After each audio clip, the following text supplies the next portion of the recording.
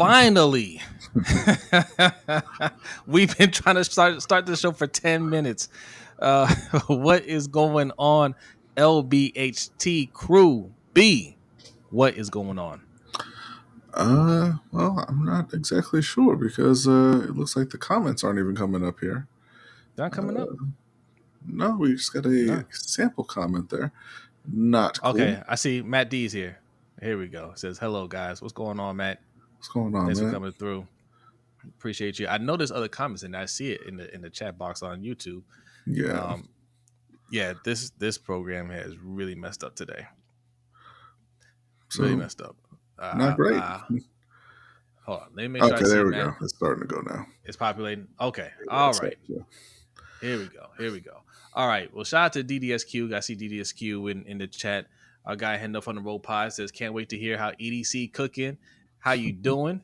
In my Rasputia voice. Shout out to Noah. Says, ¿Cómo estás, fellas? Hey, muy bien. Thanks for coming through. All right, yes, we started a little late, man. We were trying to do some house cleaning. We're trying to do some troubleshooting with this program we're using. But we're here, okay? It is Wednesday. Happy Wednesday. Hope your week is going well. But if not, hopefully it gets better starting right now. We are streaming live, I think, on YouTube, Facebook, and Twitch. All right? So wherever you're watching us, make sure you hit that like button. Give us a follow. Subscribe, all that good stuff. If you're listening to the audio form, okay, because we put this on our podcast, make sure you leave us a 5-star review. Wherever you listen to podcasts, we're there. All right. If you like Spotify, we're on Spotify. If you like Apple, we're on Apple. Like Stitcher, we're on Stitcher. All right. So check us out and share it with your friends and loved ones because we're trying to grow out here. All right. We are close to 2,000 subscribers, ladies and gentlemen. I think we're like 52 or 53 away, something like that. Yeah. Get us there, please, and thank you. Okay. Much appreciated. Be the change you wish to see is here. It says, glad to have the flock gathering of sound minds. Indeed. Jay, the 6 is in the house. What's going on? It says, one more week, fellas. Oh, yeah. One more week. And this show is going to be a more laid back show. We don't have a whole lot of topics. I mean, there are things to discuss. We haven't discussed WNBA since they've come back. We could discuss that, but we'll say that for another show. This show, I just want to talk about our 53-man rosters, okay, the Ravens and the Panthers, and give our updated predictions because we did our early and reckless predictions. Mm-hmm. I can't remember back when, okay, but now reality is starting to sit in. Okay, the rosters are pretty much set, and now we can give a more realistic prediction, right? So we're going to discuss all that. We'll see. Who else we got in here? All right. Jerry Green, salute. Thanks for coming through. Appreciate you. I'm still not seeing all the comments. Yeah. I see Jared's on YouTube. I don't see Jared's in our chat box here. Don't worry. We'll get that straightened out. I didn't even put the pin link in the chat box either. I need to fix that. There he goes. DDSQ. Salute to my favorite brothers on YouTube. There you go. I appreciate you. All right. We're not going to hold you guys up, okay? This is going to be a shorter one, but we're going to spend some time talking about these two teams, all right? But first, do we have a Black History Fact? Yeah. We have a Black History Fact because we like to start every show with a Black History Fact. And B, of course we have one. It's the anniversary of the I Have a Dream speech. Oh, okay. My bad. Big Reg, what's going on? What's up, Big Reg? Shout out to Big Reg. Big Reg. When are you coming back, Big Reg? That's what I need to know. That's what the people need to know. Yeah. Corey Moe, what's going on? What's going on, brethren? What's going on? All right. We like to start every show with a Black History Fact, and B and Okole have a Black History Fact for you.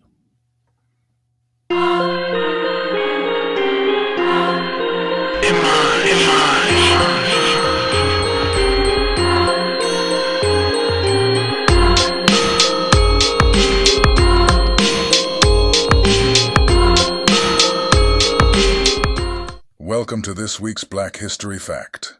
Dr. Martin Luther King, Jr. I Have a Dream speech, delivered on August 28, 1963, during the March on Washington for Jobs and Freedom, is one of the most iconic speeches in American history. In this speech, King eloquently called for an end to racism and civil and economic rights. He began by referencing the Emancipation Proclamation, which had freed millions of slaves, but noted that African Americans were still not free a century later.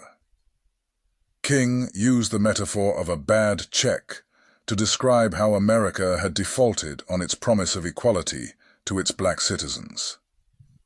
King's speech is most famous for the repeated phrase, "I have a dream," where he envisioned a future where people would be judged by the content of their character rather than the color of their skin. He dreamed of a day when his children would live in a nation where they would not be judged by their skin color, and when freedom and justice would be a reality for all. But of course, this was not the only sentiment Dr. King expressed in his many speeches. Here are a few quotes he used to remind white Americans of their necessary role in undoing the injustices that have existed in this country from the very beginning. In the end, we will remember not the words of our enemies, but the silence of our friends.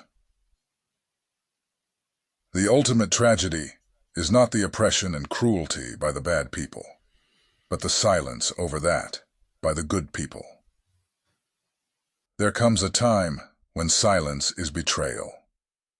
These quotes, along with King's I Have a Dream speech, continue to inspire and challenge us to work towards a more just and equitable society. White boys and white girls as sisters and brothers, I have a dream today.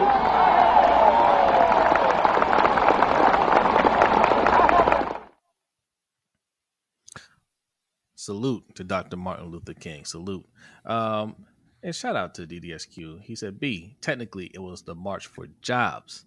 The dream was a small part of the speech. Yeah, I understand, but it's colloquially known as the I Have a Dream speeches. It's kind of the most remembered and repeated portion of that speech. But thank you, DDSQ. But it's good that he knows his, it's good that you know your history, man. Salute. Appreciate it. Yes. All right. Urban Closes in the house. What's going on? Our girl Yolanda's in the house. Salute. Says good evening, evening LBHT family. Salute to you, Yolanda. Yolanda is creeping up on 1,000 subscribers. We got to get her to 1,000 subscribers real quick. All right. She's doing a lot out there. Also, Coach Evans is giving you the hotness almost every day. All right. What's going on, Coach? What's going on? So, he's close to 10,000 subscribers. That's a huge milestone. If you haven't done it already, hit the subscribe button. Takes 2 seconds. All right. We got to get him to 10,000 ASAP. Attitude Pop. What's going on, Attitude Pop? Salute to you. We got Killer Cam in the house. Says Ola Jose. And Mucho Gusto Brodny. Nice to meet you, Cam. Every week. Okay. The 100 in the house. What's going on? Thanks for coming through. All right. I think we got all the shout outs out. Got all the shout outs out the way. All right. Which team do you want to start with? Well, how about we start with both since I just made it into one banner? We can go ahead and start with the Ravens, though. That's what I'm pointing out. B. Every week, Ferris comes on this show, and then I have to go and put his links to his channels after the fact, right? Because I'm not sure if he's going to make it or not. This week, I was proactive, and I put the links to his channels in the description beforehand. And Ferris is not here. What did you learn? Never prepare.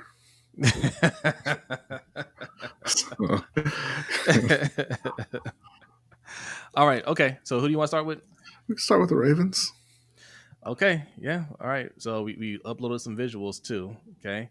So it was a very underwhelming preseason, to say the least. Okay. And, somebody had to make the team. So let's take a look at it. We gotta switch scenes. Let's switch to our. We're not on the A game today. Let's switch our scenes.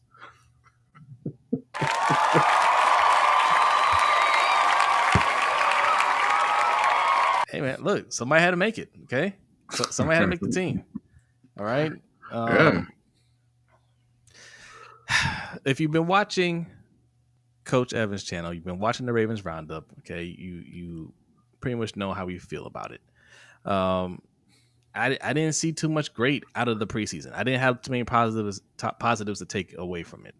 You know, offense or defense. I like Bo Bray and Sanusi Kane. I like both of them actually. They both made the team. That's cool. Trenton Simpson looked good. Okay, he better. He's a starter. But I feel good about Trenton Simpson. That's probably the one thing I feel good about overall is Trenton Simpson. He looked good. He was playing out of position. He wasn't perfect out there by any means, but I like the way he played. Outside of that, man, there's not much to talk about. All right, so let's pull up this roster. Okay, let's see if we can see it first. Can y'all read that? All right. So Lamar made the team. I can even blow it up some more. I can blow it up some more. There we go. Yeah, I was sweating that one. Yeah. I wasn't sure. Lamar made the team. Whew. Josh Johnson. Okay. I mean, that's almost by default. Yeah. Running backs: Derrick Henry, Rasheen Ali, Pat Ricard, Justice Hill. I forgot Justice Hill was on the team. Mm-hmm. I completely forgot he was on the team. Who we got? Wide receivers. This one hurts my heart, guys. Deontay Hardy, Zay Flowers, Rashad Bateman, Nelson Aguilar, Tyler Wallace, Devontae Walker. All right, we're gonna take this off the screen for a second because you guys need to see. You need to see my face here. Okay. This wide receiver core hurts my eyes. Mm-hmm. Okay. Now, I knew that we needed some help here. We've been talking about that all off season. Okay. I knew we needed to do better. I knew that we had these guys on the roster. But seeing it, this is the roster. These are the guys. These are the weapons that Lamar Jackson has going into week 1. EDC's not cooking, y'all. Obviously, Zay Flowers is good. Mm-hmm. Rest of those guys? Yeah, Deontay Hardy is mainly a return man. They picked him up from Buffalo. Devontae Walker, 4th-round rookie. Not really expecting much out of him this season. You got Nelson Aguilar, who's a solid number 4 receiver, so that's fine. Tylan Wallace has never – I mean, he's never done anything. I mean, the reality is Tylan Wallace shouldn't be on this roster. He's on this roster because they refuse to do anything at wide receiver. In comparison, because last year, Ravens fans love talking about how they were finally on par or maybe even better than Kansas City in terms of weapons, right? And that was, probably the worst offense we've seen out of Kansas City, even though they still went on to win the Super Bowl. And the off seasons, what we've seen from them have been completely, opposite, right? Kansas City looked at their, worst offense over the last 5 years and said, we're not going to pay our top corner, L'Jarius Sneed, who's one of the best corners in the league. We're going to move him out, and we're going to draft a wide receiver in the 1st round. We're going to go out and we're going to sign a pretty good wide receiver in Hollywood Brown. We already got Rashee Rice and Travis Kelce. We're going to go out and sign another receiver in Juju Smith-Schuster, and we're going to trade for a tight end out of Dallas that they made that trade yesterday or today. Baltimore looked at their wide receiving core that underwhelmed last year and said, you know what?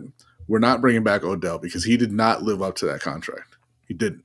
Right? He did not perform the way that we were hoping he was going to. So he's out of here. And let's see what we've got at corner. Let's go into the because I know we're going to get to the secondary, but yeah. My God, let's pull it up now since you brought it up. Let's pull this up. Okay, let's keep cooking. All right, tight ends. All right, Isaiah Likely, Charlie Kolar, Mark Andrews. That's surprising. I thought they're going to keep more tight ends. Offensive line. Did I cut them off? I think I did. Yeah. Yes. Offensive line. Yeah, I sure did. All right, we'll get back to that. Okay, we'll get back to offensive line. Let's talk about the secondary. Because the secondary is, the best in the league last year, realistically, right? So they come back with Nate Wiggins, first round pick Nate Wiggins, Jalen Armour Davis. They brought Bo Braid in as undrafted free agent. Kyle Hamilton, one of the best safeties in the league. Brandon Stevens had a breakout year at corner. TJ Tampa was, I believe, a 4th round pick. Sanusi Kane, late round safety. Our Darius Washington has been a guy on the roster for a couple years now on the practice squad and intermittently on the 53. Marcus Williams, one of the better safeties in the league. Eddie Jackson, a guy who used to be one of the better safeties in the league, and Marlon Humphrey. So you're looking at a team right now that has 6 safeties on the roster, despite having arguably the best starting duo at safety in the league. They kept 4 more. And we're talking about, again, the best secondary in the league that also felt the need to go out and use a 1st and 4th round pick to bring in 2 rookies to bolster that group. Yeah. So, it's my thing with Eric DeCosta is it's not that he's a terrible, GM overall, or he doesn't know anything about, building the team or whatever. I just think that the Ravens are a poorly constructed team because he, like every GM in the league, has weaknesses. But the problem is he doesn't react to his weaknesses.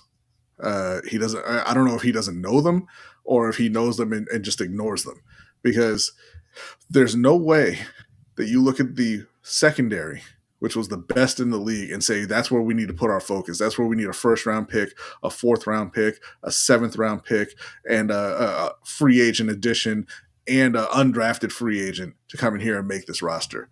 And then you look at the wide receiver room and you say, "No, we're good with just the 4th round pick." There's no way. Okay, sometimes we make comments about these, players, GMs, coaches, and whatnot. People say we're being too harsh. I even tell you, sometimes like you call a player trash. That's a little harsh, right? And like you just said, hey, we're not saying EDC is a terrible GM, but he ain't good. Okay, like he ain't good. Like I mean, the reason why he gets that respect is because the team has been winning this whole time. The team has been winning this whole time because they have Lamar Jackson. Lamar Jackson is not somebody that he brought in. That's somebody his predecessor brought in. Okay, and he almost botched that last year. And his predecessor almost botched that in the draft, if we're being honest. They traded back. They took Hayden Hurst ahead of Lamar Jackson. They're just lucky that nobody else wanted to trade up and grab Lamar Jackson at 31. The Giants tried to. Well, yeah, but they weren't able to. I'm saying, like the Giants were sitting at I believe the 1st pick in the 2nd round. Yes, they weren't able to move up, or maybe they didn't try to move up. But what I'm saying is they were lucky that nobody else was interested in Lamar Jackson as a 1st round pick. Right. Yeah, he's not a good GM. Like if he has these weaknesses, he doesn't recognize them. He's not changing them. You're not good. At some point, you have to prove that you are the person that we say you are. Okay, we can't keep calling you one of the top GMs in the league, and you're not showing it. People keep saying that because of the record, but what has he done? What has he done to really improve this team? I'm not seeing it. Well, to answer that question, if you throw the roster back up there, and we talked about his weaknesses, obviously one of the weaknesses is the wide receiver room, and that was a weakness for Ozzie as well. Right, so it sort of makes sense that would be a weakness for his protege or his mentee. But another one, if you look down at the bottom there, if you can, let me just take this banner down real quick here. You can see the offensive line. You've got Nick Samak, who was a late round pick. I believe that he was drafted late, not an undrafted free agent. You got Tyler Linderbaum, 1st round pick, great player. Yes. Patrick McCarry, pretty valuable backup.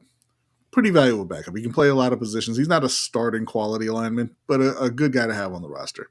Yeah. Ben Cleveland, who's a 3rd round pick, who has not proven his worth yet.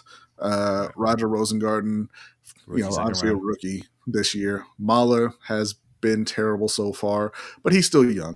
Voorhees, he's coming into his first actual play since he missed his rookie season with injury. Yeah, so we'll see. You got Josh Jones, who was a bust, who they brought in this offseason to compete for one of those starting jobs. Daniel Falalele, a 4th-round pick, who was a right tackle for the entirety of his career. They're kind of moving him into guard. And then you got Ronnie Stanley, who was a great left tackle, who has not played up to that standard recently. So when we're talking about his weaknesses, this is another one.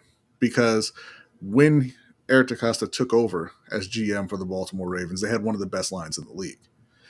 They had Ronnie Stanley, a healthy Ronnie Stanley. And granted, that's not on DeCosta that he's been hurt. But, they had a healthy Ronnie Stanley. They also had Marshall Yanda, who's a future Hall of Fame guard, right? They lost Marshall Yanda to retirement and have not been able to replace him, right? They lost Orlando Brown. He asked for a trade, and they went ahead and moved him, who was a kind of a stalwart on that right side, that right tackle position, have not been able to adequately replace him. That's crazy. And now Ronnie Stanley has been injured for several seasons, has not played up to his previous standard. And the thing is, not only have they not replaced Ronnie Stanley at left tackle, they've also failed at any point during the DeCosta regime to acquire even a decent backup tackle who might be able to come in when Ronnie Stanley is hurt. Yeah. Now, I want to ask you guys because, last season, man, y'all were cooking Ronnie Stanley, right? And we kept saying he has to come back, right? He's playing hurt. We know he was playing hurt because that's what John Harbaugh said. He's playing through injury. They never let him heal, right? And he didn't play great. And people are like, oh, he's washed. He's done. We got to get rid of him. And we kept saying, get rid of him and replace him with who? There is no answer. He has to come back. So how do y'all feel about Ronnie Stanley now? He hasn't even played a game yet. And y'all love Ronnie Stanley again. We got a little bit of breaking news before we go back to one of EDC's other weaknesses. I'm just saying the Atlanta Falcons have traded quarterback Taylor Heineke to the LA Chargers for a conditional 6th-round pick. Okay. So welcome to the Michael Penix era. But if we go back to the roster real quick, the initial 53-man roster, because I know there have been some changes. But the other, I think, glaring issue for Eric DeCosta as a GM has been the edge rusher room, right? Now, they had Matt Judon, and I believe they had just lost Zadarius Smith in free agency when he took over. Chad, you can correct me if I'm wrong, but I believe he had just left, he left that offseason. Now, what we're looking at here is, obviously you got Roquan and Trenton Simpson in the inside linebacker. That looks like a pretty good duo. I mean, we know what Roquan is. Trenton is, he looks promising. Yes. And then we've got Adisa Isaac, who was a 3rd-round pick this year. Kyle Van Noy, who's I believe 34-year-old veteran who they brought in last offseason. David Ajabo. Yeah, I know, absolutely. But we knew he was a good player coming in. Yes. David Ajabo, who was a 2nd-round pick. Tavius Robinson, who was a 4th-round pick. And Adafe Owe, who was a 1st-round pick. Now, again, you had very good players on the edge, right? Let both of them go. And I won't even blame him for Zadarius Smith. He was on his way out already. But Matt Judon was there. Matt Judon wanted to stay. You could have kept Matt Judon, and you let Matt Judon go. And then he proceeded to have, I believe it was 27 sacks over a couple seasons in New England while being in contention for Defensive Player of the Year. What Baltimore has done at the edge rusher position is burn high draft picks and put Band-Aids on with over-the-hill veterans. One of the best signings that they had was Jadeveon Clowney. He's playing in Carolina now. And now you're hoping that first or second round pick in Owe or Ojabo is finally ready to step up and become the player that you were hoping they would be when you drafted them that high. I don't know what reason there is for optimism other than we just have to have it now, right? Because how many more years do you expect Kyle Van Noy to be able to show up? And you've got the young guys there. They've used the first, second, third, and fourth round pick on those edge rushers. And at this point, aside from Isaac, who hasn't obviously played yet, none of them have stepped up to take on that starting role. Matt D says, I miss Judon, have since we lost him. Yes. And I will also tell you that we were one of the few people saying we got to re-sign him. But a lot of Ravens fans at the time were on board with getting rid of him because he didn't have the sacks numbers, right? He didn't have the double-digit sacks like we like to see. And, we try to explain to you guys then. It's the same thing when Anquan Bolden was here. He didn't have 1,000 yards receiving, but he's that caliber of a player. Matt Judon didn't have the double-digit sacks, but he is that caliber of a player.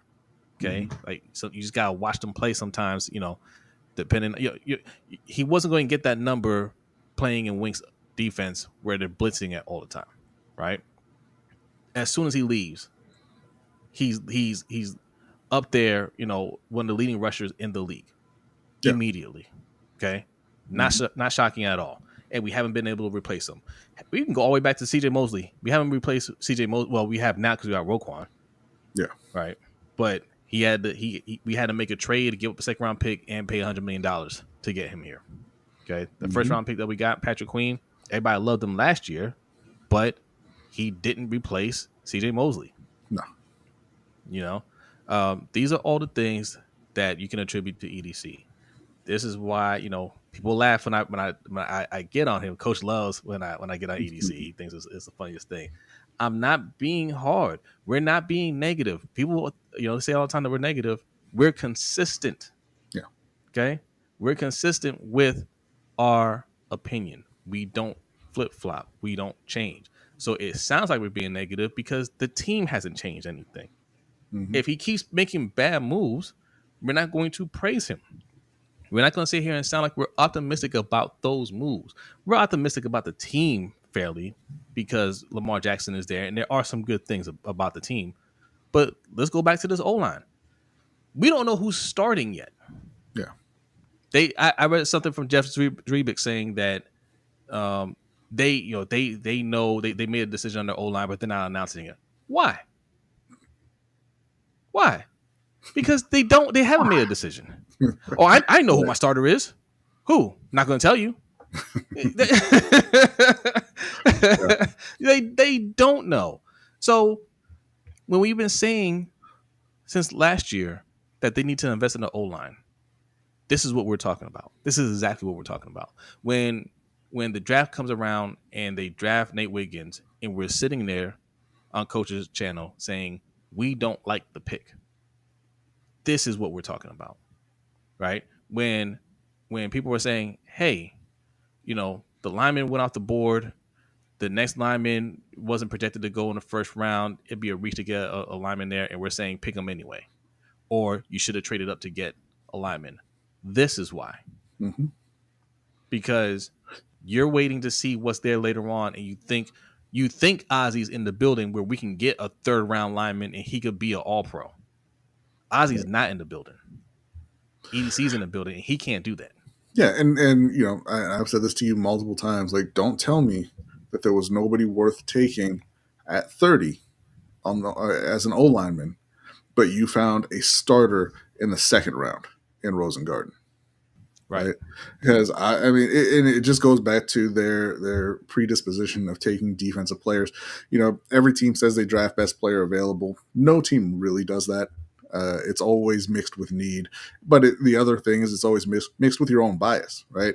When you're ranking players, the Ravens are always 100% of the time going to rank the defensive player higher. It's just how they view the game.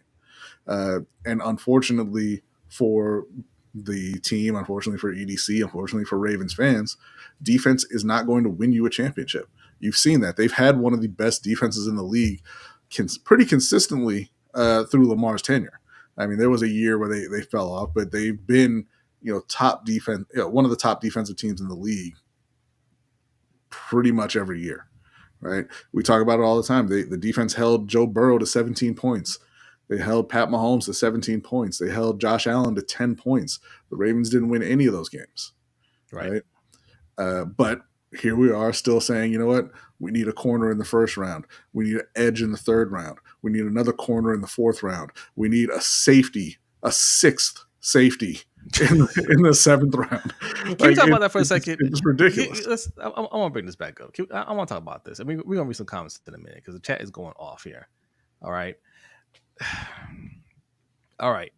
We have Bo Braid, Cal Hamilton, Sanosi Kane, Darius Washington. Is he corner or he's safety. Yeah, Darius Washington, Marcus Williams, Eddie Jackson. That's more safeties than corners that they kept. Why? Okay, everybody was pumped about bringing in Eddie Jackson. Why? Because. If you're bringing in Eddie Jackson and you want to keep Darius Washington, why you keep? And I like Bo Braid. He's a Maryland guy, and I like the way he played, and I like the way Sanosi Kane played. But why are you keeping him? Right? Like if you decided Eddie Jackson, he's a veteran, and we don't like to take chances on our defense. We want guys that know what they're doing, they know their assignments and whatnot. Cool. Mm-hmm. Don't bring in the rest of these other safeties. Right. Like, why are you wasting roster spots on that? Meanwhile, look at the wide receivers. Look at the wide receivers. Zay Flowers is the only wide receiver that we are confident in. And if anybody tells you otherwise, they are lying. Okay? Yeah. I don't want to hear about Rashad Bateman. We would all like to believe that Rashad Bateman is that guy. We're rooting for Rashad Bateman. But, look, I don't think he's there mentally. I think it's a confidence issue with Rashad Bateman. I mean, one, it's also, there are some physical issues as well. I mean, he's had his problems with drops and things like that. But I think it's a confidence thing. Like, you don't sign that contract extension if you believe in yourself. Right. There's no chance you signed that. That contract offer was an insult to a first round pick who believes in the talent they have. You're not signing that if you think you're that guy. That's a good point. I was about to say I'm not even going to call it a confidence thing. I'm just going to say I don't know. He could blow up this year. I don't know, right? I expect Zay Flowers to have a big year. I think he's excellent. B has said it a few times. He thinks he's going to be one of the top wide receivers in the league, right? Based off of how he played, we feel confident about it. We don't know what's going to happen with Rashad Bateman. All we're doing with Rashad Bateman going to his fourth year is make excuses. And shout out to Bazel for the $15 donation. Says, who's got it worse than us? Nobody. Shout out to you. And if you want that animation, that's how we do our super chats over here, okay? That pin link that you see in the chat box will take you to our Streamlabs page, okay? It works the same way as super chat. You just click on it, leave your donation, leave your comment, and you get a nice little animation on the screen, and we'll read your comment. Also, Cash App is another way to make a donation. $ LBHT Show. That's what that QR code is right below B. Okay, you can go there, do the same exact thing. All right, that's how we do the super chats over here. Appreciate you, Bazel. And starting next week, we might be bringing the points back. Okay, Coach already started on his channel. We might be starting back up next week. All right, we'll let you guys know. But yes, Bateman. We don't know. All we're doing is hoping. Obviously, we're rooting for him. We root for everybody. We want to be wrong. Me and B want to be wrong on a lot of these players. Yeah, but we're not. Okay, we haven't been. And we're not even. I'm not even saying we're going to be wrong on Bateman. We just don't know, and nobody can sit there and tell you with confidence that they know. This is his fourth year. He's going into his fourth year, and you don't know about him. He was a first round pick. That's the offense. And they say the same thing about first round pick Rashad Bateman as they say about fourth round pick Tylan Wallace and sixth round pick James Prochet. Well, it needs an opportunity. There's There's nothing but opportunity in the Ravens wide receiving core.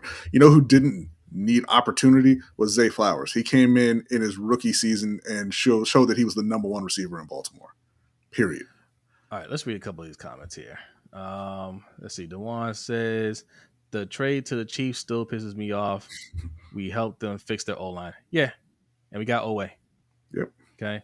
Hendo from the Rogue Pod says, don't forget letting CJ go and drafting Queen. Yep.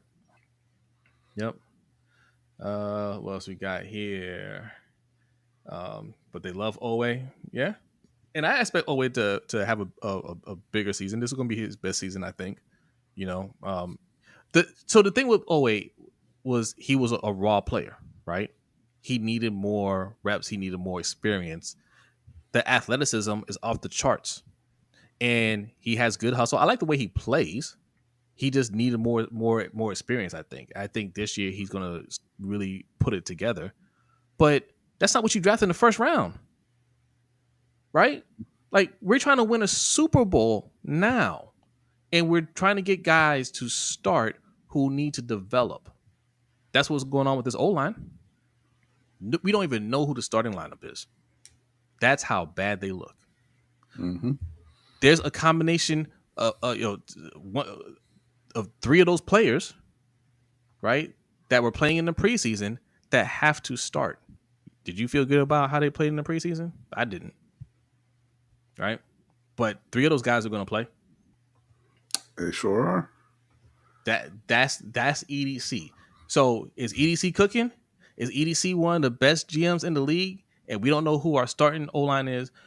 We don't know outside of Zay Flowers who's really going to step up a wide receiver. Probably nobody. That's what you feel good about? We don't know about Derrick Henry.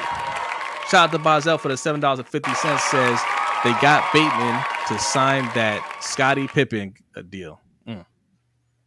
Yeah. You know, like you mentioned about Owe, you know, about the athleticism being there and him just needing to develop. But this isn't where you can develop into it's not where you want to. I'm not saying you can't, because, you know, there are examples. But, you know, that sounded a lot like Deion Jordan. Deion Jordan went to Oregon, who was a edge rusher, who was a great athlete, but wasn't a pass rusher. And the Dolphins took him in the top 5 or top 10. And they're like, hey, rush the passer. And he's like, I don't know how. And they were like, do it anyway. and then, you know, it didn't work out. He bounced around a little bit. A lot of coaches tried to kind of, you know, bring him in because of the athleticism, because of the high pedigree of the top 10 pick. And it never worked. I mean, for me, I just look at it. You have to see the player actually do the thing that you want them to do if I'm going to draft them onto an NFL team. Like, it's crazy to me that you look at a guy and say, hey, you know what? I know he had 0 sacks last year, but that's our number one edge rusher.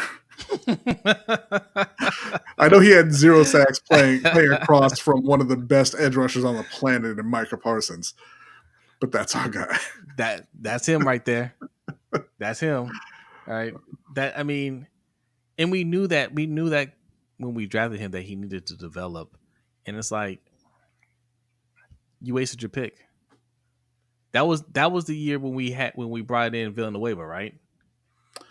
I don't remember if it was the same year, but like, geez, Villanueva. That is a specter that is going to hang over this organization until EDC is gone, or until he realizes he needs to actually put some resources around his quarterback. Because Jesus Christ, how could you put Alejandro Villanueva out there and tell him to protect Lamar Jackson and pretend you're a top GM? Right. Just Al says, we just needs an opportunity. I didn't say the O word. I said he needed experience. Okay, he needed more experience. He's getting it. I think this year he puts it together.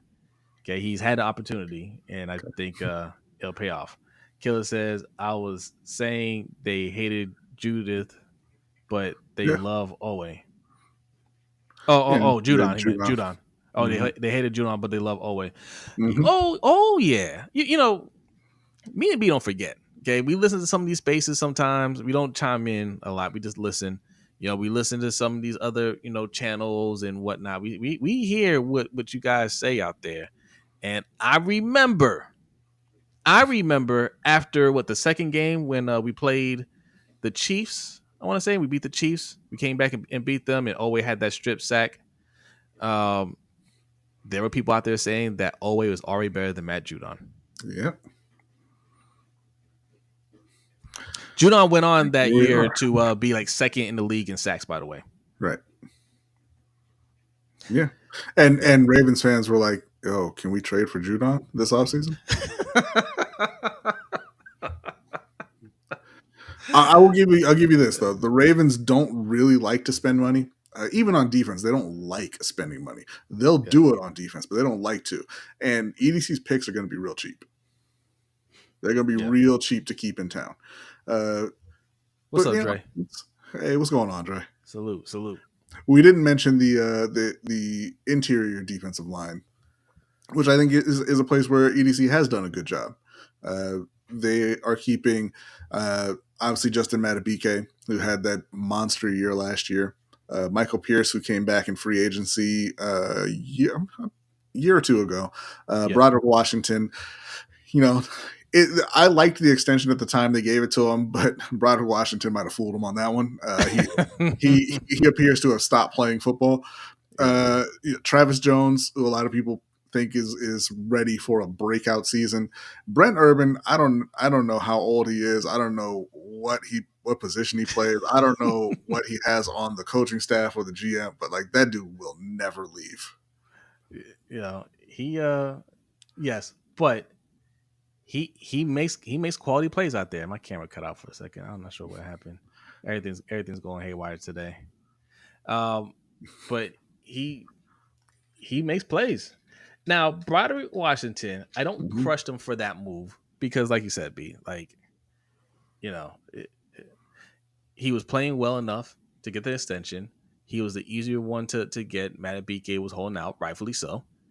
And, he got his money and he said, psych. Now, players like that, there's nothing you can do about it. If they decide, I got my money, I got paid, I'm good. You can't do much about that. I'm not going to put that on EDC, right? What I am going to put on him is give him Madubuike that money, man. Right? Like, Madubuike is an excellent player. Don't get me wrong. He's here. Glad he's here. Okay? But if we have to pick and choose, if we have to say Madubuike or O lineman, you better get that O lineman. Because what they can do, because what EDC can do is get other D linemen. He drafted Madubuike, did a good job. I think Travis Jones is going to be good. And guess what? If you can't, who cares? Who cares? You have to protect your quarterback. And you know what? Not just O lineman. If it comes down and you say, man, we can pay Madubuike or we can get a top tier wide receiver, you better get the wide receiver. Mm-hmm. Because you need to protect your quarterback and score points if you want to win in the NFL. Period. Yeah. And listen, I don't want to hold this against. I think Madubuike deserved the contract he got. I don't think he should have got it in Baltimore, but he deserved the money. But a lot of y'all are harping on Lamar Jackson and the way he played in that AFC Championship game, and I didn't hear a lot of y'all talking about Justin Madubuike not being able to dominate backup guards. Facts. You don't have any expectations, then you need to put the money where your expectations are. You expect Lamar to put points on the board every single week, then you need to put the tools around him to allow him to do so. B said it right there. The defense has no expectations. We put all of our time, money, resources into the defense, and they have no expectations. If the Chiefs went out there and scored 35 points, the expectation would be for Lamar to score 38. Mm-hmm. Because and maybe there'll be some comments of, oh, well, the defense, hey, it's the Chiefs. Like they let a couple go, they did their best, but nobody would be crushing anybody on the defense. Right? Nobody would be crushing them. There is no expectation for the defense. They shouldn't be priority. Okay. Now, back in the day, okay, I feel old saying it. When you had Ray Lewis, Terrell Suggs, Nada, Ed Reed, those guys, they got talked about all the time. Mm-hmm. Even in wins, they would talk about yardage given up. They gave up 100 yards to that running back. Can you believe that? and then and then they never did again. There were some hard expectations for that defense, even in wins. This fan base did not want to see us give up 100-yard running. I remember, like, I didn't think anybody could run. Back then, when you handed the ball off, you pretty much wasted it down. That's how I looked at it. Like, oh, you look at this handoff, second down, second and long, right? But a running back went off in the game. What the hell happened? What's going on? That's the type of expectations we had. Ed Reed let somebody catch a touchdown on him. What happened? He must be sick. Okay, like we don't have that. We don't have that with this defense. No. And that's not their fault. But man, like the offense is expected to do more than a defense with a lot less talent. What's going on, Agnes? Says Josh Johnson is trash. Drive-bys on the backup QB. Thanks for coming through, Agnes. He also says Ravens organization has shown us time after time they could care less about Lamar. Yeah. That's why I was glad he held out, and I want him to hold out even longer. I didn't want him to sign the deal that he signed. I wanted him to make them wait even more. Mm-hmm. He and not only that, I wanted him. Okay, he signed the deal. Fine. I wanted him to come back. I want him to come back this offseason and hold out again. He won the MVP again. Yeah. Right. I want him to win the Super Bowl and then be like, yeah, pay me. Right. But second best thing, winning that MVP, best player in the league. I want him to come right back and be like, yeah, I don't like that Justin Herbert got paid more than me. Pay me. Right. It's. I mean, we knew it was going to happen, but it's disgusting watching how easily other quarterbacks got paid after Lamar, because it was a year-long, just nonstop drama cycle with the Ravens and whether or not Lamar was worth the money, whether or not they should give him his money, blah blah blah. And then since then, Justin Herbert, Burrow. I think Pat Mahomes redid his deal. Trevor Lawrence got paid. Jordan Love just got paid. Like, it's just a long list of guys. Like, I'm not saying they shouldn't have gotten paid, but it's just how, like, there's no story. There's no drama to go along with it. Their teams looked at him and said, hey, that's our quarterback, so we're going to sign them to the extension. And it's almost like they used Bishotti as kind of a almost like a fall guy to try and prove a point about guaranteed contracts and all that. And they pointed at him and said, you know what, you're the one who's going to potentially jeopardize your relationship with your franchise quarterback, not the rest of us. Right. You do it. And he was like, sure. Mosaic thinks you'll be a damn good coach, B. Well, thank you. Appreciate it. Okay. There's more than 60 people in here. Hit that like button. If you're new, go ahead and hit that subscribe button. I'm going to read a couple comments, B, and then we're going to get over to the Panthers. Well, we gotta do our predictions. Okay, let me read some comments. We'll do our predictions, and then we're gonna talk about the Panthers. Okay, because they made some moves. Let's see. Evil Lamar, what's going on? Says EDC isn't a win now GM. He's rebuilding GM. But why are you rebuilding when you have arguably the best QB in the league? He's in between. He likes to ride the fence, right? He's not. He wants to rebuild. He wants to maintain a winning team. Develop and compete now. But you're not developing anybody. Well, yeah, that's what I was saying. I would argue that he's not a rebuilding GM. He hasn't rebuilt the O-line. He hasn't rebuilt the edge room. He hasn't rebuilt the wide receiver core. Not, like he has a few positions where he's strong, and he keeps those positions strong, and he's not capable or interested in one or the other in rebuilding the important parts of the team. If I could just keep drafting a position over and over, and if I get it wrong, just go out and make a trade or go in free agency and spend money on a position, I can get it right. Right? Mm-hmm. I can get it right eventually. But the talented ones make do with what they have, and they hit more times than other teams. Yeah. Okay. Now, in general, teams are going to hit on 35-40% of their draft picks. Okay, that's a good draft. We haven't been hitting that. And not only that, because you're drafting lower generally. So we'll say, hey, you know what? Bar's a little bit lower because you're not drafting as high as some of these other teams. But the draft is not the GM's only job. It's not your only tool to build the team. You have trades, you have free agency. And he's done horribly in free agency and pretty poorly in trades as well. When we're talking about the O-line, the wide receiver group, the edge group, it just has not worked. Yeah. Let's see. ZXTB Gaming says our defense is our best unit, but the QB is the most important player. So just based on the Ravens' philosophy, Lamar is forever in a lose-lose situation unless he wins a Super Bowl. Yeah, best player is the quarterback. Mm-hmm. Right? They want to focus. They want the focus to be the defense. They want it to be the best in the league. But we have the best player in the league, or one of the best players in the league, right? And that's on offense. And you're not doing anything to support him. How do y'all feel about Derrick Henry still? I remember when we signed Derrick Henry, people were really excited about that, and we said we didn't, it's whatever, wasn't great. We thought there's some better options.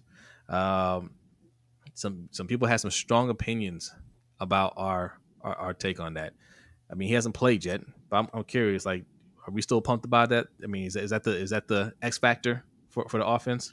Because my thing is, like, you're already the best rushing team in the league, and he doesn't really bring anything to the pass game like several of the other running backs who are available would have. You know what? I see your comment. Okay, well, hold on. Wait, who? Hold on. And I see the response to it. I can't let this pass. Okay. Shit says, not true. What's up, Shit? Ask me how he's doing, how he's coaching in EA college football. I have 3 national championships, sir. I just won one at Notre Dame. I was just offered the head coaching job at Alabama and the head coaching job at LSU, which I turned down because I'm already too good for them. All right. Okay. I'm not gonna let that kind of slander pass. Jay said even Derrick Henry needs an O-line. But that was the thing people were saying this offseason. He was the best running back in the league even without an O-line last year. Yeah, but he wasn't. Okay, well, guess what he has this year? The same thing. All right. Oh, Trip 1, I haven't seen you in a while. What's going on? I know the season's about to start. He says, I feel like this will be a resurgence for Henry. Resurgence from what? He had a good year last year. Mm-hmm. You think it's a resurgence because he got cut. But he was a good running back last year. So why did he get cut? We know why. Y'all don't want to hear it, but we know why, right? They more than likely the Titans got his last great year or really good year. Mm-hmm. That's why, right? Cut him before he falls off the cliff. They tried to trade him. There were no takers, and they said, "All right, well, let's let him go." And I just feel like, I know we getting him on the downhill. He might still play well enough, but he is on the downhill. Yeah. All right, so let's go ahead and move into our predictions for this season. We say like the record, where they finish in the playoffs, and maybe best player on offense and defense. Okay. Or not best player, I guess. Maybe the breakout player, since we know who the best players are on the team. Yeah. Okay. So you want to do record first? Yeah. I don't remember what I said in our early and reckless predictions, but I think I said something like 14 wins, 14-3. Mm-hmm. Coach says 11. I'm closer to that. I'm still going to say like 12.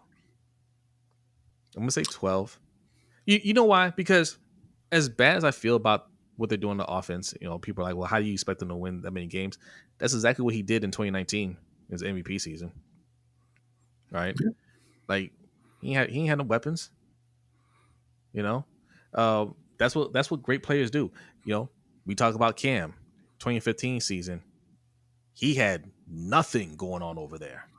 Okay, we're just gonna erase Ted Ginn like that. All right. So my point is, great players can do that. Okay, he can take what he has. He's electrifying. We do have an excellent defense. I don't think it's going to slip off that much from last year. And we still can do enough to win during the season. And I'm going to be right along with you guys because I'm a fan and I'm going to be pumped. I'm going to say we can do it. This is our year. We're going to win a Super Bowl. And then we get to the playoffs and the same thing happens again.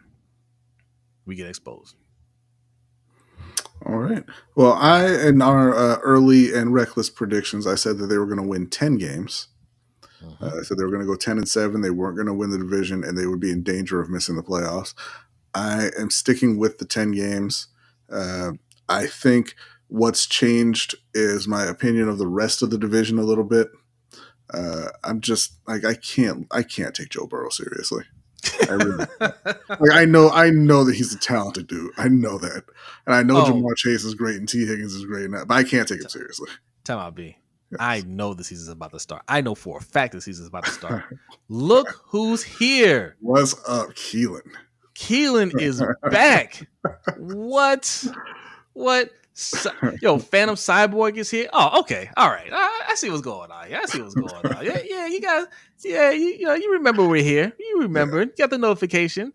Cyborg says, I'd rather us lose more games and realize where our lapses are O-line than win 13 or 14 games and think everything is fine. I agree. Yeah. I agree. So I'm thinking 10-7. I think that they maybe finish second in the division. I think they make the playoffs. I think they're out in the second round of the playoffs. And I think for in terms of like breakout players, I want to say Zay Flowers because he only had 800 and between 800 and 900 yards last year. I think he has the potential to go well over 1,000. But we know he's the best receiver, so I'm not going to go with Zay. And I am going to take Isaiah Likely. I think that he kind of surpasses Mark Andrews this season. Not that Mark will be bad, but I think that Isaiah will cement himself as the tight end moving forward. And then defensively, I know this is going to be your pick, but I'm going to steal it anyway. I'm going to say Trenton Simpson. Yes, sir. You stole both of my picks. I was going to say Isaiah Likely. Because you and I talked about this last year, actually. If Isaiah Likely can show that he can play, Mark Andrews' days are numbered. Mm-hmm. And I think that's what's going to happen, right? The Trib says Mark is too good. Mark is good. I don't like to talk down on him. I think he's a really good tight end. But he doesn't show up at all in the playoffs. Okay? Or big games, to be honest. What big moment has he had for us? It's just not good enough. And what they're paying him, they're not going to want to keep paying him that kind of money when Isaiah Likely can do the same thing, maybe more, right? Yeah, he's already a better playoff performer than Mark Andrews. Yes, he is. That's a fact. You could chalk it up to injury, but my man's been playing for 7 years. This is his 7th year coming up. He's going to his 7th year, and he still hasn't gotten a touchdown in the playoffs. I don't care what the reason is. That ain't gonna cut it. No. Okay, so wait. So offense, I'm going to go with I'm not 100% sure. I can't be 100% sure about anybody. I'm gonna go with Keaton Mitchell. And if he stays healthy, obviously he showed you what he could do last year. He could put up monster numbers, even backing up Derrick Henry, because they're going to try to keep Derrick Henry fresh. Yeah. If Derrick Henry goes in there and is wearing down that O-line and they get a good 1-2 punch going with Keaton Mitchell, that will look very scary. That'd be much needed for this offense. If he can stay healthy, we'll see. Defense, mm-hmm. Yeah, you did take mine. I've been saying Trenton Simpson since forever. Thanks, yeah. B. This is easy. This is an easy one. Odafe Owe.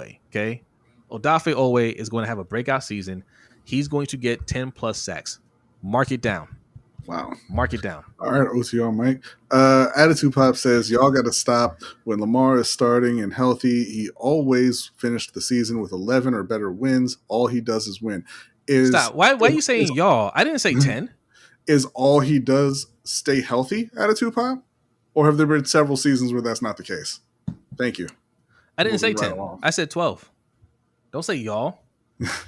I mean that's wild to me. That would be the comment. You know what I'm saying?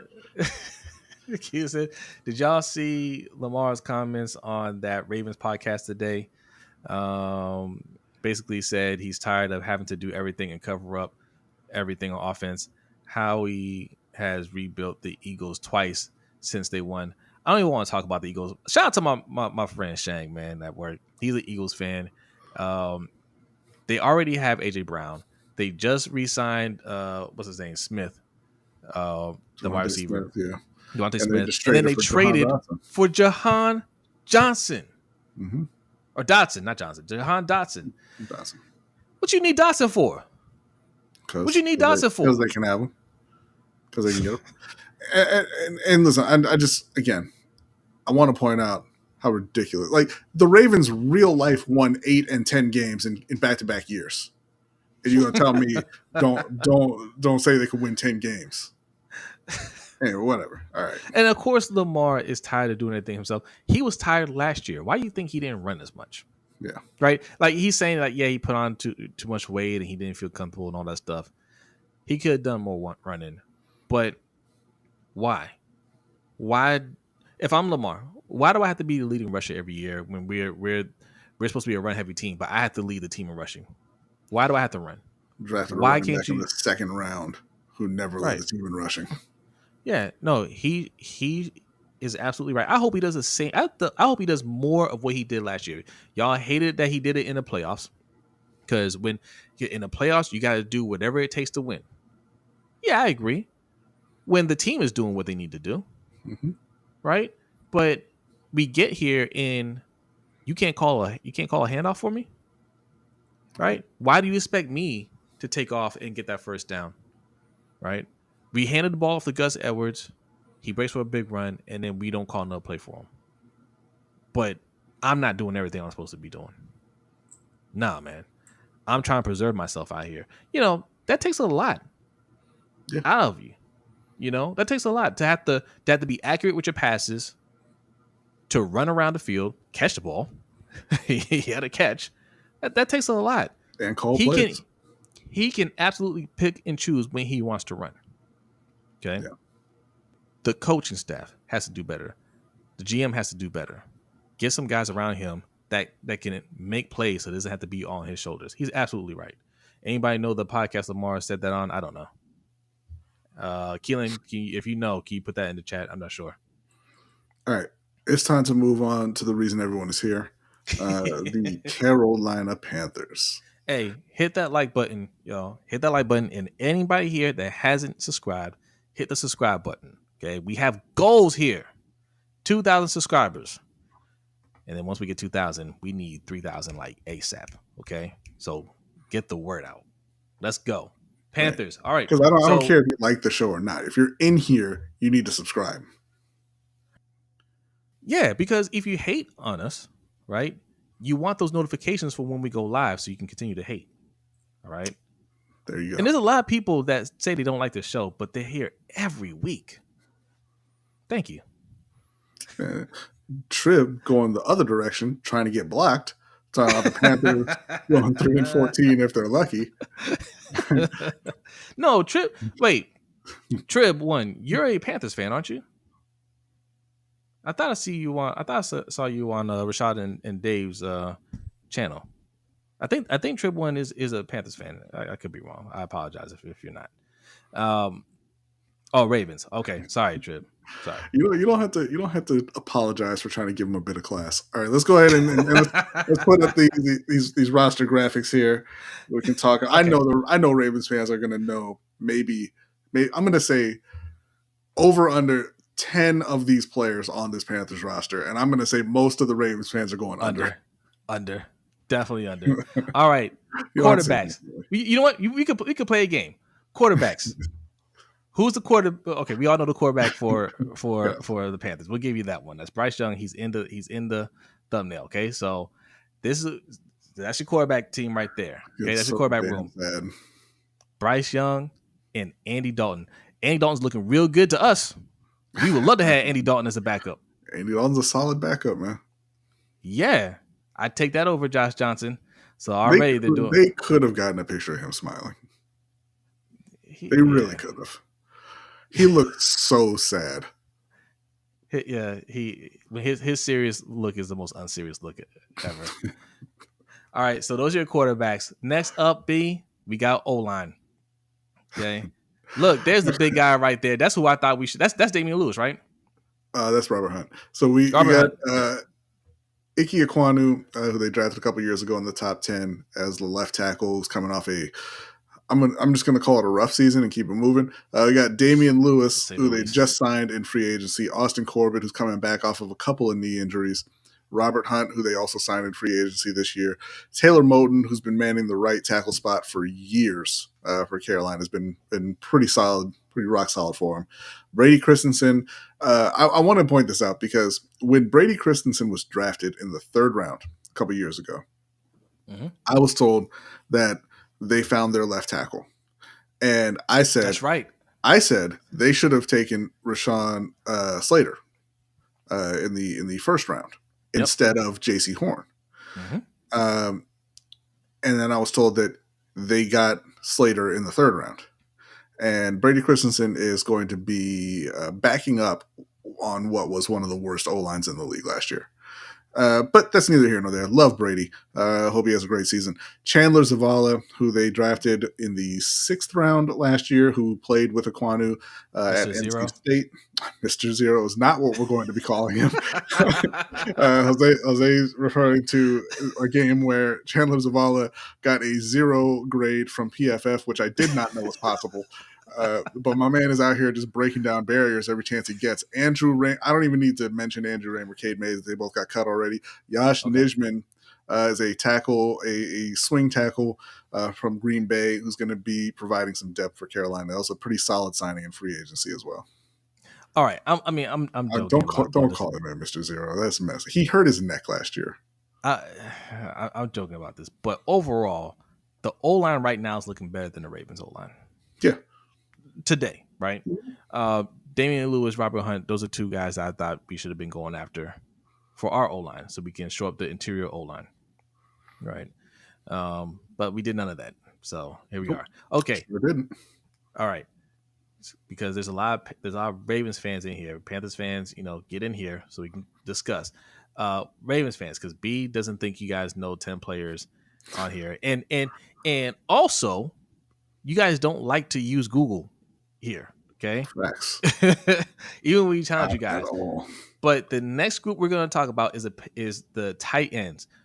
Who are name one tight end, just one. Name one tight end on the Panthers. Jay, don't answer. You're a Panthers fan. Name one. If you're a Ravens fan, I want you to put in the chat who name one of the tight ends for the Panthers. Nah, everybody's getting quiet. This is actually a really tough one because my God, you could not find a more anonymous group in the NFL. In fact, yeah. This is Tell us who. Give us a tight end. Triv says, I have no idea. I'll just say Greg Olsen. If only, Triv. All right. So you guys don't know. Okay, well that's Jay. Jay, I know that you know. Okay, Red. Even though I told Jay not to answer. There. I told him not to answer. He don't listen. Let's see, Greg Olsen. Okay. All right. So look, here we go. We got Tommy Tremble. Out of Notre Dame, 3rd round pick a couple years ago. Jatavian Sanders, 4th round pick out of Texas this year. And Ian Thomas, who I believe was from Indiana, who was an athletic freak who was going to revolutionize the Panthers tight end room. Turns out can't run routes, can't catch, not the best blocker in the world. And every Panthers fan is wondering why he is still on the roster. You're a little late, but yes, Jatavian Sanders. Good job, Big Reg. I'm glad somebody knows how to use Google around here. Daniel Franklin says that tight end from Texas. Which one's from Texas? Jatavian Sanders. Sanders, I mean. Yeah, I got his name wrong. All right, the next group is wide receivers. You can keep talking about the tight end group, but I want people to have time to Google the names. Wide receiver group, you should know at least one. 2. You should know at least 2. Yeah, Tommy Tremble has shown, like when I say flashes, when people say somebody's showing flashes, what they mean is like, oh, they were fairly productive, and they a few times they look like, man, that's what he's going to be in a year or two, right? Tommy Tremble, when I say he's showing flashes, I mean like my man's caught like 5 passes, and one of them was from the 5-yard line, so he scored. Like it's very, very, very little production, and the flashes are not great plays. They're just plays that a normal tight end would make. But now Tommy Tremble made it, so maybe he could be something later. Tommy Tremble is not the answer.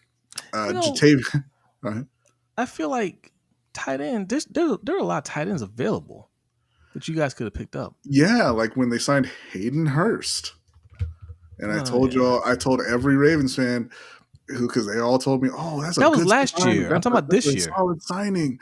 Oh, he's a solid player. No, I'm talking about this year. Good. He can be a starter." And I was like, "He's not a starter. He's a backup tight end." I see this is still bothering you because you went back to last year. You went back to last year, and I'm talking about right now. Mm-hmm. I went all the way back to last year. I said I felt like there were some tight ends right now that they could have picked up. There weren't a lot of tight ends in the draft. Well, I mean, there was an okay number. Not necessarily in the draft. Any like really, really high end prospects in the draft. Free agency, I don't remember there being many tight ends available. Not good ones. Yeah, I mean. But Jatavian Sanders, I do like that pick in the 4th round. I think that he is going to eventually be their receiving tight end, and I think he's going to be a solid one. Ian Thomas can go to hell. Wow, no, I don't want that. I just like he can just get a different job. I'm sorry, Ian. Or play better. How about that? I don't think he can do that. We've given him several years on that front, and I think that maybe just get a new job. Big Reg, good job hitting the Google machine. Jonathan Mingo, Xavier Leggett. Yes, okay, he named 2. Okay, all right. So let's pull up the wide receiver list. Okay, and there it is. Nobody said Deontay Johnson. Wow. No, I think Reg said him. Yeah, Reg said him. Deontay Johnson, they picked up from Pittsburgh in a trade where they sent Dante Jackson, the corner, to Pittsburgh. So that was a great trade for Carolina because they weren't planning on bringing Dante Jackson back anyway. Adam Thielen was a 1,000-yard receiver last year out of necessity and just because there wasn't anyone else around. He's back. He's a year older. Jonathan Mingo, he's a very athletic guy. Last year wasn't great. But it wasn't really great for anybody. And there were a couple flashes for Mingo last year. So I do still have some hope that Mingo can kind of turn things around. Xavier Leggett is the guy they drafted in the 1st round this year out of South Carolina. He did absolutely nothing the first, I believe, 4 years of his college career. And then he broke out in his 5th year. I believe he had 1,300 yards, something like that. So they took him at the end of the 1st round. I wasn't a big fan of the pick. I'm hoping that he pans out. We'll see. Emir Smith-Marset has already been cut, as well as Jalen Coker, who was an undrafted free agent. David Moore, a longtime wide receiver. He was in Seattle for a good while with Dave Canales. He's a bench guy, but he's a solid bench guy, and he's going to be in the mix with the return game. No problem with David Moore being there, just not a whole lot of receiving upside at that point. Yeah. Wide receiver core, another group that right now looks better than the Ravens. Yeah, it is better than the Ravens. Yeah. I mean, look, Zay Flowers is the best out of the 2 of ours, but the rest. Yeah, but like Deontay Johnson's not far off of Zay Flowers. Even if you think they're headed in opposite directions, at this point in their careers, he's not too far off of them. And Thielen is better than everyone else in Baltimore. Yeah, Trib, we said we take Zay. Jerry Green says, I knew Jalen Coker was going to make it. I wanted Ravens to draft him instead of Devin Leary. I wanted them to draft anybody instead of Devin Leary. Well, guess what, Jared? You got another chance because he just got cut. Devin Leary is one of those players that he makes you mad twice because you're mad when your team drafts him, right? Especially in that round because the chances of him making it aren't great.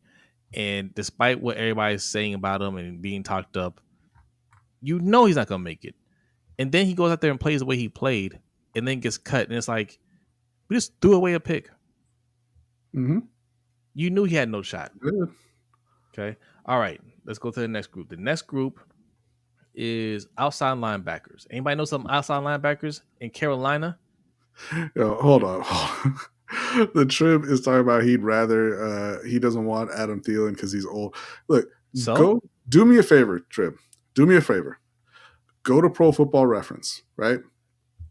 Go to last year's team. Look at every receiver who's still in Baltimore. Add up all their yards. Put them all together. And then go click on Carolina and tell me what Adam Thielen did and tell me you still want Tylan Wallace and Rashad Bateman and Nelson Aguilar. You do that for me, Trib. All right? Go ahead. Sean Cole says we just signed Sean Coles. All right. Yes, Trib, Shaq Thompson. I don't think he's still there. No, he's not an outside linebacker. I would take Thielen over anyone we have except Zay. Yeah. As would any sane person. Just Allo. That's saying something. That's saying something. All right, let's take a look at the outside linebacker group. God damn. All right, we got Jadeveon Clowney. Had 9.5, I believe, sacks last year for the Baltimore Ravens. Tied his career high, had a better year than I think anyone realistically thought he was going to have. And then Baltimore said, don't need you, bye-bye. The rest of these guys, I'll say this. Two of them have pretty interesting names. Kayvon Chason and Eku Leota. That's cool. I like that. How many of you guys remember Chason? I know Ravens Twitter, especially Ravens draft Twitter, really wanted Chason in the draft. Fun fact about Kayvon Chason, and I'm pretty sure I've mentioned this on the show before. I don't remember the year he got drafted, like which year it was, but that year the Jacksonville Jaguars had 3 first-round picks. And actually, hold on. Maybe it was 2 and then the second. But they drafted 3 guys that year. C.J. Henderson, Kayvon Chason, and Laviska Shenault. And then the guy who was running their college scouting got fired because all those guys suck. Then that guy got hired in Carolina. And then all 3 of those guys showed up in Carolina. All 3 of them went to Carolina. And 2 of them are gone already. and I imagine that Kayvon Chason is not far behind. That's amazing. But he just got here this offseason. So, we got to give him a chance. We got to be fair, right? This is a perfect example of what I say. Oh, yeah, it was 2 first-round picks, but it was their top 3 picks. C.J. Henderson went 9th, Chason went 20th, and then Laviska Shenault went number 10 in the second round. This is exactly what I mean when I say a good portion, a very big portion of the league, from front office all the way down to position coaches, are not qualified for their jobs. Okay, this is supposed to be the best of the best. Okay, and you have guys who aren't. This is a perfect example. But he'll get a job because he knows somebody. Okay, it's a league run by nepotism. I have to say this. Big Red says they're young guys though. That they are. They are all young. DJ Johnson, they just picked up last year out of Oregon. Can't play a lick of outside linebacker, but he is young. Eku Leota. I mean, congratulations to him. We're all rooting for Leota. He's young. Here's the thing about young guys, about youth. There's no reason to value it. There's no reason to value youth on its own. Young people are stupid, and young people are less skilled than older people. Now, if you find a skilled young person, then that's great, and you prefer that over a skilled old person. But youth by itself, that's not worth anything. Like we say, size is not a skill. Youth is not a skill. No. Youth is youth. And if you can't, and Chason is athletic, but if you can't put it together, it doesn't matter. Yeah. Like in the NFL more than any other sport, I think, like athletics, you have a base, you need to have a baseline of athleticism, but you have to have the skill. You can't get around it. Okay. I know you're just trying to look on the bright side, Reg, and I'm not trying to come down on you. I appreciate that, but I just needed to make that point because just having youth is not a thing. Now, look, the guy who's not listed. Yeah, I was about. Thank you, Jay. The guys who are not listed, DJ Wanham, who they signed in free agency, had 8 sacks last year. He's not great, but that's much better than what they got right now. Yes. But he's starting on PUP. Amari Barno, man, like I keep pulling for him. I think he has a little bit of talent, but he keeps getting hurt. I'm hoping that he can come off of that PUP list and finally kind of put it together. But I think it's a bit of a long shot. They have a lot of work to do at edge rusher after losing Brian Burns. Yeah. But yeah, one is a decent pickup. I agree. Okay, next we have D-line. Trib, it's Amare Barno. You won't need to know that name again. Here's our D-line. D-line, and I know you guys know that first name. Coach Evans has talked about it on his other channel, More Sip to Tally. We've talked about it a little bit on the Ravens Roundup. He is the best interior lineman that you haven't heard of. Yeah. Okay. I will say this. I love the way this list is set up because Derek Brown is that guy, right? Derek Brown is he has an argument as the best interior D lineman in the league. I'm not saying he is, but he can make an argument. Absolutely. Shai Tuttle and Ashawn Robinson, they're fine. They're solid veteran guys who, you can put them out there. They're not going to embarrass you. I would even maybe put Nick Thurman in that a little bit. And then, it just really falls off after that. Like it's in that list is in descending order of talent. I'll just put it that way. LeBrian Ray, Jaden Crometti, they drafted this year. Jaden Peavy has already been cut as well. So it's not a great group, but it's not the worst group. And if Derek Brown is healthy, Shai Tuttle is healthy, Ashawn Robinson is healthy, they'll be solid enough. The problem is that they don't have the talent on the edges to really help out. Yeah. If you guys haven't watched, go check out Coach's video on Derek Brown. It's over on More Sip to Tally, and he exactly what B is saying. Coach will tell you the same thing. He can make an argument for best interior D lineman in the league. He is a straight wrecker. Okay, and they weren't good last year as a whole, so we wouldn't talk about it. But he is that guy. As the team starts to get better and they add more pieces, and the defense is going to be solid, right? They're going to be solid with your coach.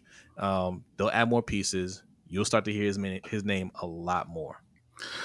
Sean Cole's asking if we could trade with the Panthers for a player on the O-line, which player should it be? Obviously it's not going to happen. Teams they don't really enjoy trading good O-linemen.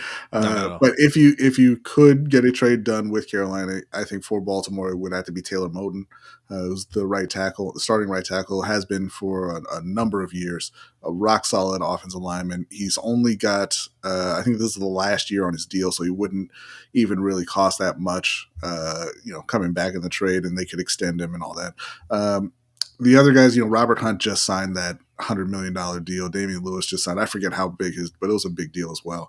They're not going to trade, obviously, Ikwanu, who they're still hoping is their franchise left tackle. And the Ravens don't need Austin Corbett. I mean, he can play guard, but they've moved him to center this year, and he's coming off a couple of knee injuries, so that probably wouldn't be the best option for Baltimore. It would be. His question. Well, his question is, if we could trade for anybody, yes, Taylor Moton's not a bad pick, but I would go with Robert Hunt. That's what I wanted us to sign. And or Damian Lewis, one of those guys, right? Like, well, guess what? You can't have him. So if we that's why I said this offseason, right? It's hard to get tackles, but I believe Ryan Stanley will be okay this year, right? I think we're fine left tackle. We have one of the best centers in the league. if we could shore up our guard positions, we'd be fine. Mm-hmm. Right? Even with a question mark at right tackle, we can work around that as a unit. Getting Robert Hunt or Damian Lewis would have helped shore that up. Yeah. So, yeah. But you got Nate Wiggins. Okay. Running backs. You guys know who the starting running back is over there? Yeah, you do. Everybody knows this guy. Let's see if they know. Now, again, the thing to point out on this list before we even put it up, Jonathan Brooks, who they drafted in the second round, is not on this list because he is starting the season on PUP. He tore his ACL late in the year, last year in college at Texas. They had expected him to be ready for the start of the season, but they're giving him a little extra time. So he's going to be back starting in week 5. So what we have right now is, I actually don't. Oh, come on, man. That's disappointing. He's a fan favorite. I wouldn't say he's a favorite of mine, but he's a fan favorite. Chuba Hubbard out of Oklahoma State, 4th round pick from about 3 years ago. They signed Miles Sanders last year to a 4-year, $24 million deal, which blew up in their face spectacularly because Miles had a horrible, horrible season. Now, the offense as a whole had a terrible season. Chuba stood out a bit. He wasn't great. He didn't put up amazing numbers, but he was one of the few bright spots on offense. I do kind of expect a bounce back from Miles Sanders. I think Miles is a more talented player than Chuba, so I expect him to kind of get back to form this season. But regardless, they have those two early in the year, and then Jonathan Brooks is going to be coming back, who is kind of a do-it-all running back. And then they have Raheem Blackshear, who's a nice change of pace guy who can make plays in the passing game, and he's going to be in the mix as a returner as well. All right, let's move along because we getting into an hour and a half. We got to wrap this up and get to the overtime show. By the way, overtime show. Okay, we're gonna be talking some Keith Lee. Oh man, Keith Lee causing some trouble in the DC area. All right, they said the DMV, but he said DC. Yeah. Okay, don't try to spread that over to the Maryland side. And you know what? DC ain't gonna do nothing about it. All right. You know what? I'm gonna stick up for DC a little bit. Okay, I got a little smoke for Keith Lee. Okay, that's on our overtime show. You can find the overtime show on our Patreon, patreon.com/LBHT Show. Okay, I'm gonna say that again, patreon.com/LBHT Show. All right, for as little as $5 a month, you can take part in the overtime show, which is a lot of fun. We talk about things like this. We talk Marvel. We talk more sports. We talk about all kinds of things. Okay. Also, that'll get you access to our Discord, which is also a lot of fun. You guys are chatting right now. We chat on the Discord 24/7. If you want to kick it up to a $10 tier, you can get a nice little coin like this. Okay. That is our original logo, one of our original logos. Okay. The LBHT crew when we first established it back in 2020. All right. And we have other tiers, 20, 60. Okay. And you get goodies for all that stuff. So go check it out and see which one is right for you. Okay. Next, we got linebackers. Mm-hmm. So inside linebackers, we got Shaq Thompson. Everybody knows Shaq Thompson. He's been there quite a while. Yeah. Very good player. Josie Jewell is a guy who had played for Evero in Denver. Solid guy they brought in to replace, and I'm blanking on his name now. Oh my goodness. It's right there. I can't remember now, but he went to Washington. They had signed him a couple years ago from the Jets, and he kind of filled in as almost a second pass rusher for him, but they let him go in free agency, and now they brought in Josie Jewell. Claudin Cherilus, I'm not familiar with at all, to be honest. And then Trevin Wallace, the 3rd round pick, they drafted this year out of Kentucky. You're talking about Frankie Louvu? Yes, Frankie Louvu. Thank you. Trevin Wallace, who they drafted this year in the 3rd round, who is made a bit of an impression in the preseason and training camp. Looks like maybe they have something there, but we'll see once the real games start. Yep. No, not just Shaq Tribb. Trevin too. Josie Jewell can play. All right, we got DBs and special teams. Fans, man. Special teams. There's your kicker. Yeah. That's Johnny. Well, no, that's JJ Jansen there. Jansen. Hecker, one of the best punters in the league. So didn't have to draft him in the 4th round. Eddie Pinero. Eddie Pinero's not a great kicker. And if I'm not mistaken, right after they cut a rookie kicker who they had in there while he was hurt, right after they cut that guy, Eddie went out there and hurt his hamstring. I think he's okay now, but he was solid enough, so it's fine. All right, and then last but not least, we have the DBs. Yeah, and this is where you're going to see a lot of change because several of these guys have been cut already. But you got J.C. Horn, who they drafted right there at number 8 when there were 4 or 5 other guys they could have taken in that and should have taken in that spot. But that's okay. Yep. J.C. is a very talented guy, son of former Saints receiver Joe Horn. He just has not been able to stay healthy. If he can stay healthy, he's a rock solid number 1 corner in the NFL. Michael Jackson, they just picked up from Seattle in a trade. Decent player. Probably not the guy that you want as your number 2 corner, but they upgraded the talent in the room with that deal, trading away one of their linebackers. Troy Hill, again, a 33-year-old veteran, not the best, but a guy who will give you solid enough play without. They have a few guys who you can put out there who aren't going to embarrass you, but aren't really going to be making plays. Charles Smith-Wade, they drafted late, and he's been fairly impressive. I think they have something there with him as well. Xavier Woods and Jordan Fuller are going to be their starting safeties. I think that's a pretty good duo. Yeah. Jamie Robinson and forever just get rid of one of the M's. Your name says Jamie. I know you pronounce it Jamie, but it's ridiculous.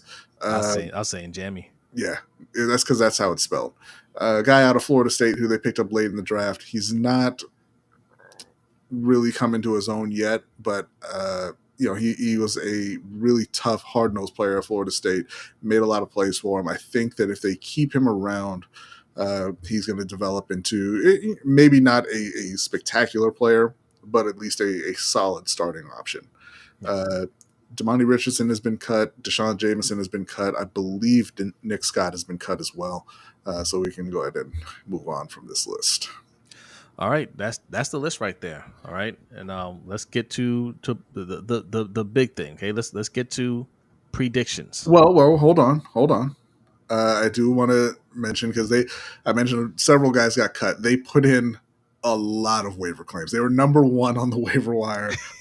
So they picked up corner Tariq Castro Fields from Washington, corner Shamar Bartholomew from the Jets, corner Keenan Isaac from Tampa Bay, corner Lonnie Johnson from the Texans. That's probably the only one anybody's going to recognize. He was a 2nd-round bust from the Texans several years ago. Offensive tackle Jarrett Kingston from the 49ers, linebacker John Radigan from the Seahawks, and then edge rusher Jamie Sheriff from the Seahawks, who apparently was delivering beer up until the first week of August when he was signed by Seattle, and then led Seattle in sacks in the preseason with 3. So a nice story if nothing else there. To bring those guys in, they cut Emir Smith-Marset, Cade Mays, Deshaun Jameson, Jaden Peavy, and Jalen Coker and Damani Richardson. So that is kind of bringing us up to date, at least as of the start of the show.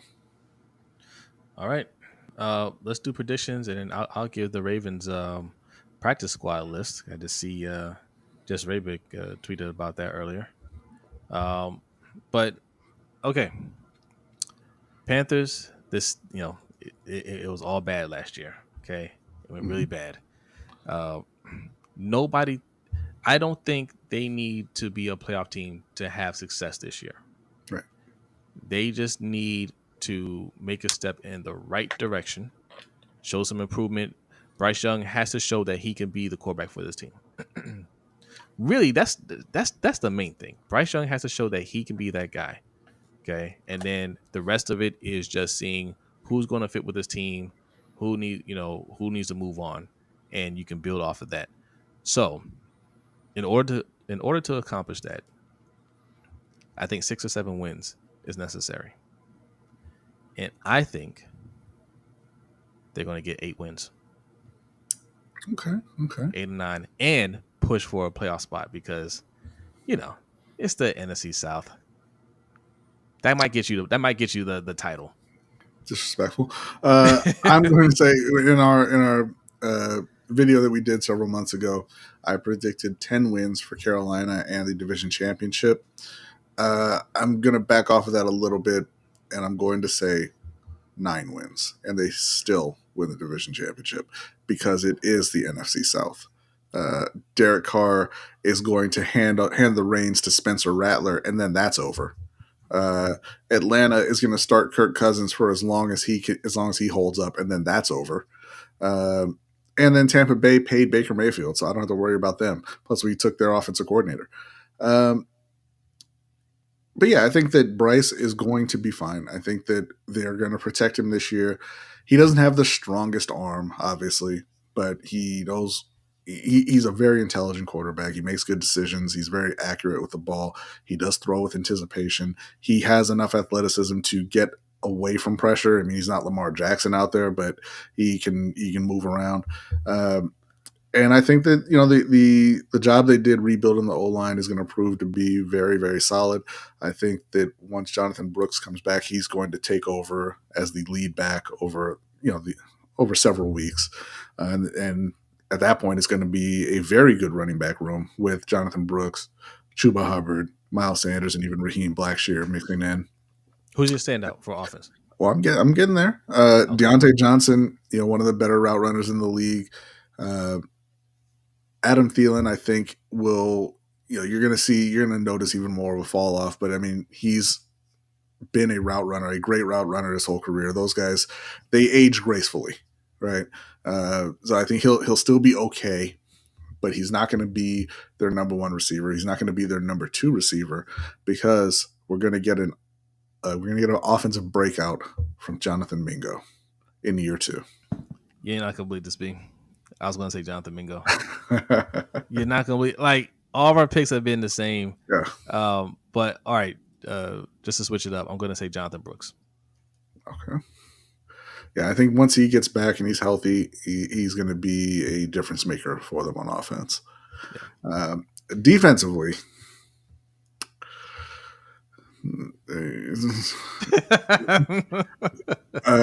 DJ Johnson. You want to put the list back up? No, I got it. DJ Johnson.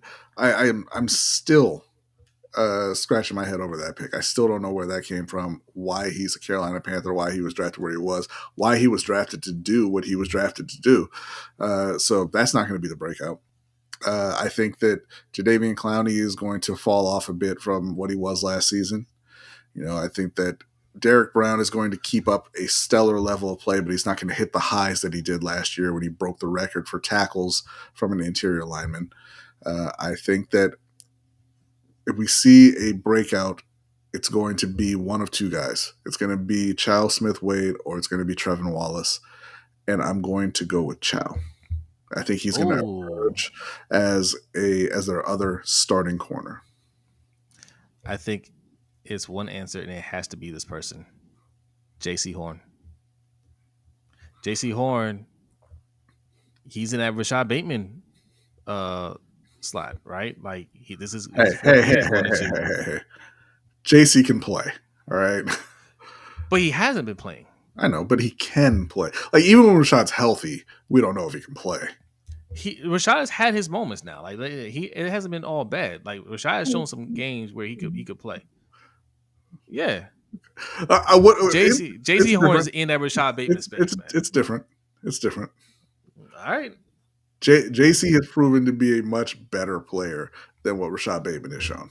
I don't think he has. Oh, yes. Yes. He's shown that he has the ability to be the number 1 corner. He just hasn't stayed healthy. Rashad has not shown the ability to be a number 1 or number 2 receiver.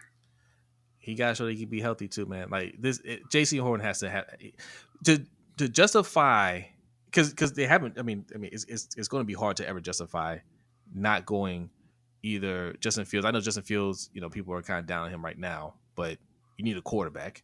Yeah, and definitely passing up on Rashawn Slater, right? Like J.C. Horn hasn't justified picking him where you picked him yet. No, he hasn't, and he's never going to. He's not even the best corner that was taken in the top 15 picks, but he's better than Rashad Bateman. All right, I'm gonna step in front of the bullets on that one for him. All right, we'll find out. All right, okay, we gotta get out of here because man. How do we go almost 2 hours without Ferris? I don't know, man, but we do have submitted questions real quick. Okay, real quick. Fire it up.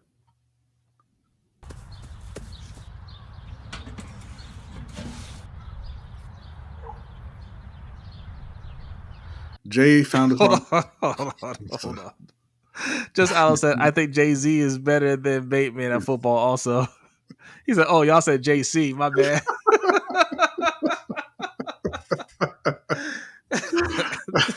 Thank you, Just Alan.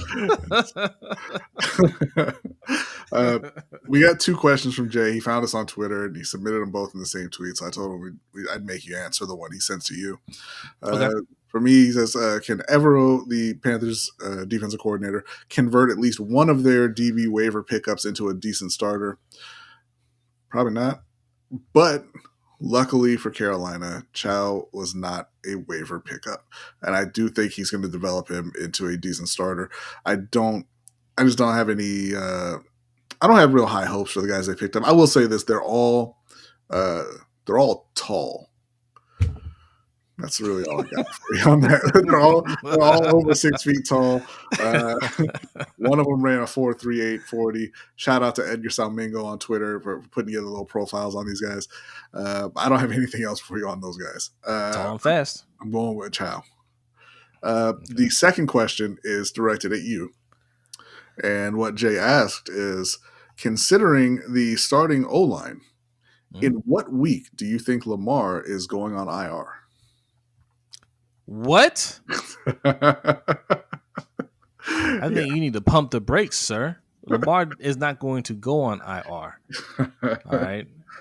I told just for the record, I told him that question was disgusting and offensive, but that I would make you answer it. I'll answer it all right. You're blocked. How about that? So no, it's not going to go that direction. I don't think we're going to have a Alejandro Villanueva type of year. I think it's going. I actually think they will be solid by the end of the year, because here's what's going to happen: either these guys are going to gel and some guys will step up, or they will find some sort of trade to get a solid guy. Not a great guy, but a solid guy, and it'll be good enough, right? I think Tom Monken is doing a good job. I think he's going to do an even better job this year. I think the combination of him and Lamar will help mask some of this.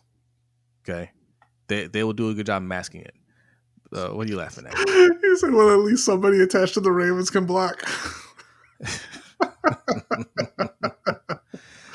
Yeah, right. Y'all have hold on a second. Hold on a second. His first time watching as a Chiefs fan, I think y'all will win the opener. Appreciate it, Chris. Go ahead and hit that subscribe button. Even I appreciate that. Coming back, just hit the subscribe button on the way out. Hit the subscribe button. I appreciate that, but you're wrong. Chiefs are going to win. I got the Chiefs in the opener as well, for what it's worth. I got the Chiefs in the opener. I'm sorry. Like, any Ravens fan in here mad that we picked the Chiefs? I mean, you haven't been listening to anything we've been saying. I will say this: now that there's no Hollywood Brown revenge game, I don't think it's going to be a blowout. I never thought it was going to be a blowout. It's not going to be a blowout. We're not going to get blown out by anybody. It would have been. We're not getting blown out by anybody. Would have been. I don't care who it is, where it is. We're not getting blown out. We will lose though. But man, no, man. I think with the O-line, it's going to take 5 or 6 weeks before they really get in gear. But I think they will. One way or another, they'll get it in gear, because if the O-line isn't holding up and we're losing games, that means jobs are on the line. Okay. And like B always says, John Harbaugh is the master of self-preservation. So, he will fire people. EDC will follow suit too and say, hey, hey, we got to make something happen. They will make trades. They will make something happen to get that O-line in gear, and they will be okay. Down the stretch. Cannot wait for week 5 when it has not been going well and they've gone through their rotations and they finally put Pat Ricard in at left guard. I cannot wait. Oh, that's going to be amazing. Before we get out of here, how do you guys feel about Andrew Voorhees today? Because all we heard off season was Andrew Voorhees. Hey, Voorhees, he could play. Hey, they really like Voorhees. Voorhees. And we asked you guys then, how is it a guy who's never taken a step in the NFL, who was injury prone coming into the NFL, who was a late round pick, 6th or 7th round pick, how is it you have so much faith in him as a starting guard? That's the thing about faith, man. It's born of necessity. Like, you need it. That's crazy. Like, and we only do this for the offense. When I say we can let Matt BK go because we have Broderick Washington, we had Travis Jones, we got Michael Pierce, it's no way. Those guys, not over here. We need more. When we say don't waste your first round pick on a corner, we still got Marlowe. We drafted Jalen Armour-Davis, Pepe Williams. Okay, we got Brandon Stevens. Those guys, no way. You can't. No way. We need talent. Mm-hmm. But the positions that guard the best player on the team, that 7th round guy over there, what's his name? Voorhees. He sounds like he could play. That's what you guys are really saying. Because you're not saying he looked good. How can you say he looked good? You never seen him play. Yeah. He sounded like he could play. Right? He sounded like he could play. That's what you're going off of. Well, you saw him play. How you feel?